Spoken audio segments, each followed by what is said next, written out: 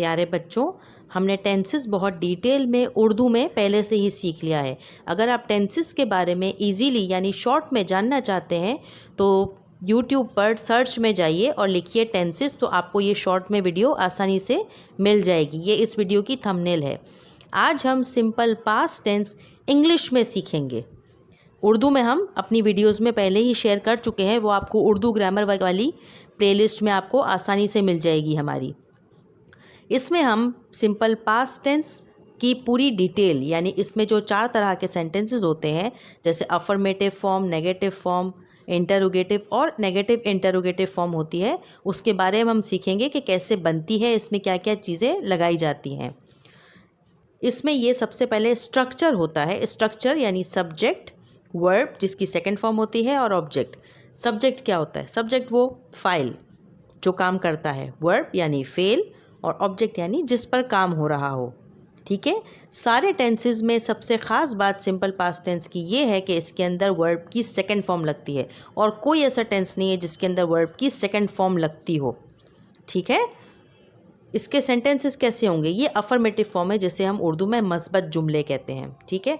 इसके अंदर वर्ब की सेकंड फॉर्म जो पीले कलर से, येलो कलर से हाईलाइट की हुई है, ये वर्ब की सेकंड फॉर्म लगी हुई है। तो आई कुक फूड की हो जाएगी अफर्मेटिव सिंपल पास्ट टेंस में, I cooked food, she fried the chicken, they played cricket, Seema washed clothes. ठीक है। ये सब सेकंड फॉर्म लगी हुई है। अब इसके नेगेटिव फॉर्म की तरफ आ जाते हैं। नेगेटिव फॉर्म में क्या होता है? सब्जेक्ट होता है, डिडंट लग जाता है, यानी सब्जेक्ट के बाद डिडंट लगेगा और वर्ब की फर्स्ट फॉर्म वापस आ जाएगी, क्योंकि डिडंट जो है, डिड जो है वो डू की सेकंड फॉर्म है, इसलिए हम सेकंड फॉर्म डिडंट लगाएंगे तो वर्ब की सेकंड फॉर्म नहीं लगेगी, इसमें वर्ब की फर्स्ट फॉर्म वापस आ जाएगी। ठीक है। तो सब्जेक्ट, फिर डिडंट, फिर वर्ब की फर्स्ट फॉर्म और आखिर में ऑब्जेक्ट। तो सेंटेंसेस कैसे होंगे? शी डिडंट सी टीवी, यानी उसने टीवी नहीं देखा। He didn't catch the fish, they didn't walk on the road, lion didn't go to picnic, Seema didn't write a letter. अब इसकी इंटरोगेटिव फॉर्म पे आ जाते हैं। इंटरोगेटिव फॉर्म में क्या होता है? उसमें डिड सबसे पहले आ जाता है, यानी सब्जेक्ट से भी पहले डिड लग जाएगा। उर्दू में हम क्या लगाते हैं, लेकिन इंग्लिश में हम डिड लगाएंगे। डिड लगेगा तो वर्ब की सेकंड फॉर्म नहीं लगेगी, फर्स्ट फॉर्म लगेगी। हमेशा याद रखें, जब भी डिड या डिडंट लगे तो वर्ब की सेकंड फॉर्म नहीं लगेगी, फर्स्ट फॉर्म वापस आ जाएगी। ठीक है। वरना खाली सेकंड फॉर्म लगती है। तो सवाल कैसे बन जाएगा? ये सवालिया है, इसमें क्वेश्चन पूछते हैं। Did she see TV, did he catch the fish. इसी तरीके से सारे जुमले होंगे। आगे बढ़ते हैं जल्दी से। अब आ जाते हैं इंटरोगेटिव नेगेटिव की तरफ। इसमें 2 चीज़ें ऐड कर दी गई हैं सिंपल। सबसे पहले तो डिड लगेगा क्योंकि ये इंटरोगेटिव है, और नेगेटिव का मतलब होता है मनफी यानी नॉट लगाना। तो सिंपल सी बात है, पहले डिड लगेगा, फिर सब्जेक्ट आएगा और उसके साथ नॉट लग जाएगा, और वर्ब की फर्स्ट फॉर्म ही रहेगी। क्यों? क्योंकि डिड लगा हुआ है, और इसके बाद ऑब्जेक्ट आ जाएगा। तो सेंटेंसेस क्या हो जाएंगे? Did she not see TV, यानी क्या उसने टीवी नहीं देखा।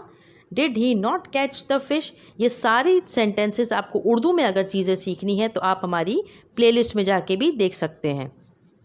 Did lion not go to picnic, did Seema not write a letter. ठीक है। अब ये हमारी 4 फॉर्म्स हो गई, अफर्मेटिव, नेगेटिव, इंटरोगेटिव और इंटरोगेटिव नेगेटिव। अब ये पास्ट कंटिन्यूस टेंस है, ये हम अगली क्लास में सीखेंगे। एक बहुत ही इम्पॉर्टेंट बात, स्ट्रक्चर ऑफ द सेंटेंस यानी जिससे जुमला बनता है। सब्जेक्ट, वर्ब, ऑब्जेक्ट जो चीज़ होती है उससे जुमला बनता है। बग़ैर स्ट्रक्चर के जुमला नहीं बनता। ये स्ट्रक्चर है जो इंग्लिश में सेंटेंसेस बनाने के लिए काम आता है। ठीक है। और डिडंट जो है वो डिड नॉट की शॉर्ट फॉर्म है, यानी अगर हम डिड नॉट भी लिखें तो गलत नहीं होगा, बट डिडंट शॉर्ट होता है इसलिए हम ये यूज़ करते हैं। वैसे आप डिड नॉट भी यूज़ कर सकते हैं।